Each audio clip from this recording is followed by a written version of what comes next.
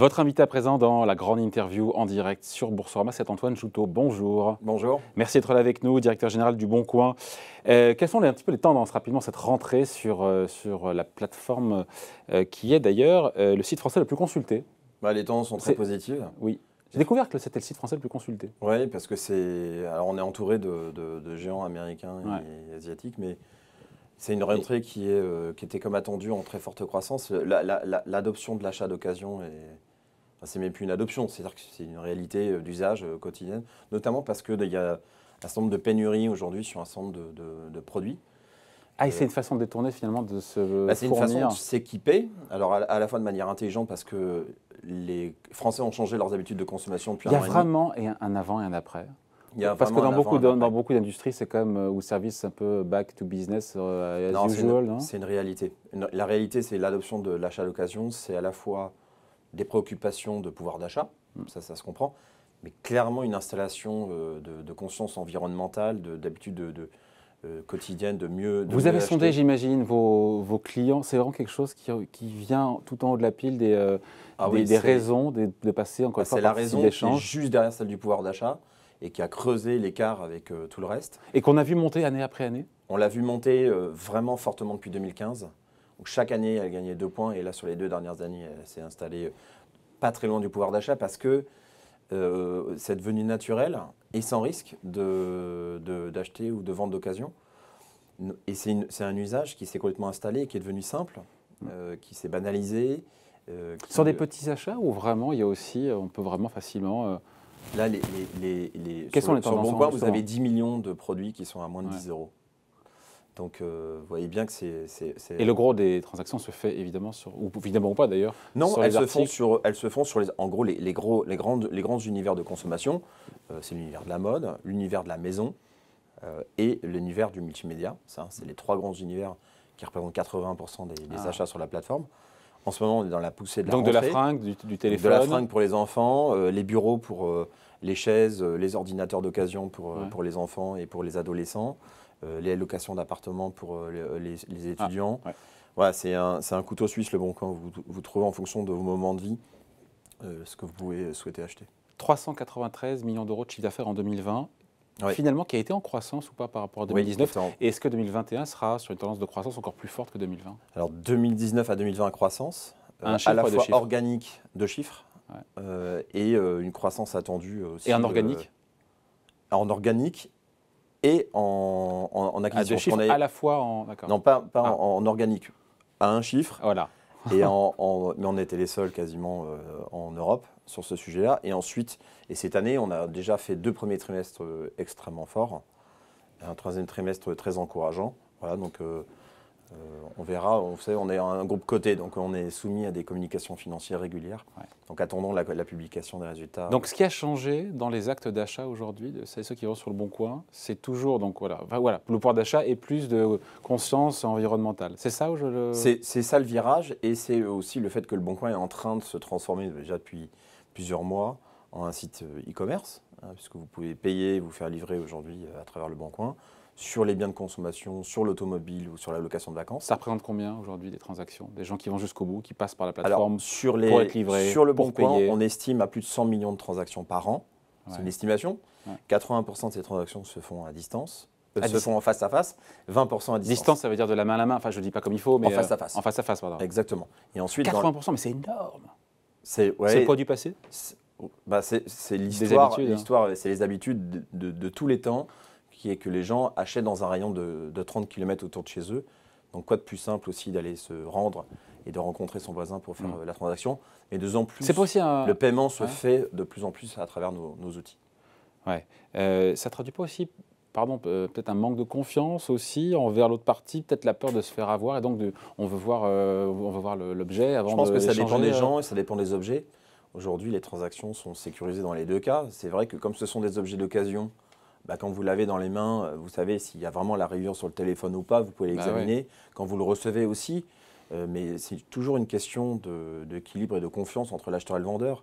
99,9% des achats se déroulent très bien, y compris à distance, qui lui bénéficie en plus du fait que vous avez un paiement avec un système de garantie, etc., qui se met en place. 99,9% encore une fois les transactions se passent bien. Mais on aime souvent parler, et on parle souvent uniquement des trains qui n'arrivent pas à l'heure. En tapant sur Google, pardon, j'ai tapé Le Bon Coin, j'ai eu beaucoup d'articles sur les arnaques. Alors, je ne sais pas si c'est quelque chose voilà, lié à la saisonnalité, avec des annonces bidons, notamment sur les locations de vacances.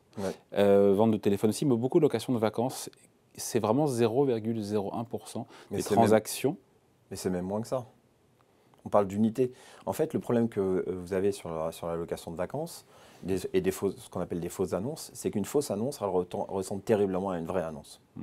Donc, nous, en tant qu'hébergeurs, c'est très difficile pour nous de définir entre deux annonces qui se ressemblent, qui ont les mêmes photos, qui ont le même prix, etc., et savoir si l'annonce est bonne ou pas bonne. Parce qu'il n'y a pas d'humain derrière. Donc il y a pas non, alors il y a une vérification 100% algorithmique. C'est-à-dire que c'est des algos qui contrôlent les annonces. Donc nous, ce qu'on a développé... Comment ils font pour contrôler ça, les algos? Les algos, ils contrôlent, comme tous les algos, les profils des utilisateurs, les prix à la location, ils contrôlent les images, ils contrôlent les contenus. C'est extrêmement sophistiqué. Mais il y a des trous dans la raquette, quand même. Évidemment, parce que c'est jamais parfait. Parce qu'aujourd'hui, quand vous contrôlez ces annonces-là, nous, nos moyens aussi, c'est de nous faire aider nos utilisateurs qui peuvent aussi signaler les annonces quand ils voient un abus. C'est pour ça aussi qu'on a développé quand ils voient un abus, souvent ils l'ont subi. Enfin, je veux dire, c'est trop tard une fois. Non, parce qu'en général, vous avez aussi des comportements de l'hôte qui est curieux. Donc, ces comportements en général, ils déterminent des fausses annonces. Et il y a un bouton pour. Il y a un bouton pour signaler. Et c'est pour ça qu'on a développé aussi un moyen de paiement et de livraison. Un moyen de paiement, les moyens de paiement de réservation qui ont été développés ont été faits aussi pour prémunir ces risques-là. Aujourd'hui, sauf que c'est 20% des transactions, ça. Ça ne représente que 20% de transactions. J'ai donné le chiffre global sur la plateforme. Je ne vous ai pas donné le chiffre sur la location de vacances. Oui, d'accord. Peut être différent. Sur la location de vacances, aujourd'hui, vous pouvez réserver, vous avez une assurance qui est comprise. On a un taux de commission qui est 2 ou 3 fois moins cher que celui du marché. Donc c'est quand même extrêmement. Et donc ceux qui racontent qu'ils ont loué un truc pour leurs enfants étudiants et qu'en arrivant sur place, il n'y avait rien et tout. Alors s'ils utilisent notre moyen de réservation, là ils ont un système d'assurance, de relogement, etc. Donc ça se passe très bien. C'est un dédommagement, c'est vraiment terrible. Pour ceux qui ne passent pas par ces systèmes-là, aujourd'hui c'est comme la responsabilité de l'hôte. Donc en l'occurrence, la quasi-totalité des locations... il a disparu, sauf que l'autre il s'est volatilisé. On ne le voit plus. Après. Oui, mais ensuite, il y a des systèmes de procédure. Vous savez, il y a 4 millions de Français qui partent par le Bon Coin par an. 4 millions qui partent en vacances. Oui, en vacances, oui. Mais ça part tout court, qui partent en vacances par an. Donc, ça se passe en général très bien. Ce qui est embêtant, en effet, c'est à chaque fois qu'il y a un cas, c'est dramatique parce que ce sont des vacances, ce sont des familles. Évidemment, on y est sensible. Mais aujourd'hui, c'est pour ça qu'on encourage les gens à utiliser nos moyens qui sont sécurisés et qui sont assurés. Et vous retirez beaucoup d'annonces qui sont, pour le coup, pas frauduleuses, mais irrégulières? Nous, notre job, c'est de garantir la qualité des annonces. On a à peu près 800 000 à 1 million d'annonces. Tous les jours, quotidiennes, de plus? Qui sont déposées par jour. Avec combien? 45 millions? 47 millions en ce moment. Et donc, 47 millions d'annonces en permanence, on rejette, pas forcément pour des raisons de fraude, on rejette environ 10% des annonces qui sont déposées. Pour quel motif? La plupart, c'est parce qu'elles ne sont pas dans les bonnes catégories ou elles ne respectent pas nos règles éditoriales. Les règles éditoriales, ça veut dire qu'elles n'ont pas suffisamment d'informations sur la location de vacances parce qu'il n'y a pas le numéro d'enregistrement à Paris, parce que dans la catégorie animaux, il n'y a pas les numéros aussi d'enregistrement, etc. Donc il y a plein de raisons, et de temps en temps, il y a parmi ces pourcentages-là, il y a un petit pourcentage qui est lié à la fraude et aux arnaques. Ça fait partie des risques des plateformes et qui touchent les plateformes. Donc quand vous écoutez, on parle d'un non-sujet, vous écoutez. C'est pas un non-sujet. Je n'ai pas dit que c'était un non-sujet. Parce que ça concerne 0,001%. C'est des petits sujets qu'il faut prendre très au sérieux. Mais ce n'est pas le cœur de l'activité de... Et si on tire la pelote, encore une fois, on va jusqu'au bout de l'idée, quelle est la responsabilité pour le Bon Coin en cas, encore une fois, d'arnaque, si quelqu'un est passé sans passer par le système de transaction, etc., et qui se retrouve avec une... La responsabilité, c'est que nous, on a un statut d'hébergeur. Notre métier, c'est de mettre en relation acheteurs et vendeurs. C'est ce qu'on s'engage à faire.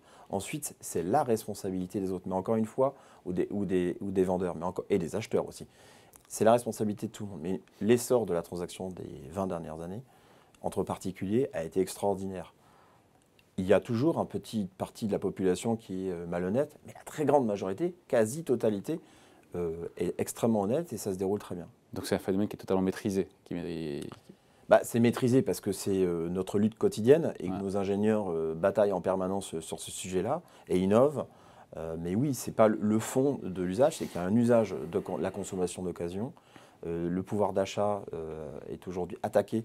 Et justement, nous, on a une solution pour leur permettre justement de gagner ou de préserver des achats.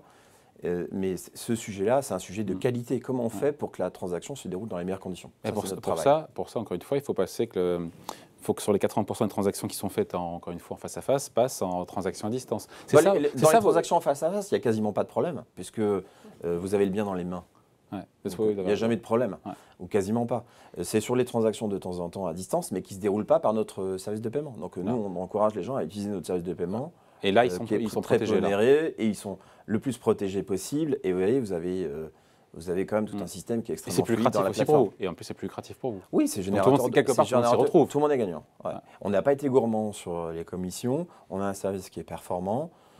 Il est efficace, il s'étend sur toutes les catégories. D'ailleurs, l'usage est en train d'exploser depuis 1 an et demi. C'est extrêmement impressionnant. D'ailleurs, notre métier de site simple de petites annonces est en train de basculer vers un site d'e-commerçant sophistiqué. C'est ça aujourd'hui. C'est ça la bascule du Bon Coin aujourd'hui? Ouais, depuis 2 ans, clairement. Un site de petites annonces qui bascule en e-commerce. En e-commerce. Mais ça veut dire que vous allez en frontal aller taper Amazon? En frontal, non, parce que le contenu qu'on a, nous, c'est des contenus particuliers, de manière dominante, même si on vient d'ouvrir au professionnel cet été. On vient de le faire, là, on a ouvert il y a 1 mois et demi. On ouvre tout doucement. Mais là, vous y allez en frontal avec Amazon. Non, parce qu'on ne s'intéresse pas au neuf. On s'intéresse à l'occasion, on s'intéresse aux fins de série, et on va le déployer progressivement. Exemple de fournisseur aujourd'hui avec, Il n'y a pas de fournisseurs connus, et ils aimeraient bien, mais pour l'instant, on n'ouvre pas les vannes. On est vraiment intéressé aujourd'hui par les petits commerces qui ont envie de trouver des débouchés pour leur business, plutôt d'occasion, plutôt de fin de série. Ça, c'est un truc que fait Amazon aussi. Je me rappelle très bien Frédéric Duval, qui était à votre place, qui m'a dit combien de petits commerçants, de commerces on a aidés. Mais pas sur le marché de l'occasion. Le marché de l'occasion va exploser, il va dépasser le marché du neuf dans plein de catégories. Nous, c'est notre métier. En France ou dans le monde, et où les deux? Partout. C'est une réalité aujourd'hui. Tout ce qui a été produit dans le passé va devenir la matière première de demain et la matière à vendre. Donc, nous, chacun dans sa zone. Et on ne prétendra jamais à être Amazon. En même temps, vous êtes en frontal avec Se Loger pour les annonces immobilières, en frontal aussi sur les voitures. Enfin, vous êtes de plus en plus puisque vous êtes. On est un généraliste, donc en fait, on est face à une ribambelle de solutions verticales et alternatives. Et nous, notre métier, c'est essayer de paralléliser les métiers de ce généraliste et s'adresser aux Français avec une offre complète. C'est-à-dire qu'une fois que vous allez chercher votre appartement, vous partez en vacances avec nous, vous pouvez chercher votre emploi, vous pouvez équiper la chambre de votre enfant. Voilà, on est là à chaque moment de vie. C'est ça aujourd'hui, la bascule et la stratégie du Bon Coin. C'est être finalement à tous les moments de la vie pour offrir des solutions. Finalement, il y a le neuf, mais il y a aussi l'occasion. S'il y a l'occasion, il faut passer par le Bon Coin. C'est ça aujourd'hui votre... Oui, notre créneau, c'est d'offrir, de proposer le bon à chacun. Et on essaye de le faire en étant présent à des moments importants pour la vie des gens. Des moments de consommation où ils peuvent à la fois faire des économies, mais aussi mieux consommer.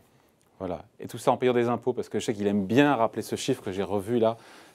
Un peu moins de 200 millions d'euros de taxes et de cotisations payées en 2020, en fait, aujourd'hui, nous, on a une plateforme qui paye tout ça en France. On appartient à un groupe international, un groupe européen, et on continue de payer nos impôts, on continue de développer notre activité à 2 chiffres. C'est ça, 200 millions d'euros de taxes et de cotisations, c'est le chiffre que j'ai. L'année dernière, en impôts sur les sociétés seuls, on était à plus de 55 millions, juste sur l'impôt sur les sociétés.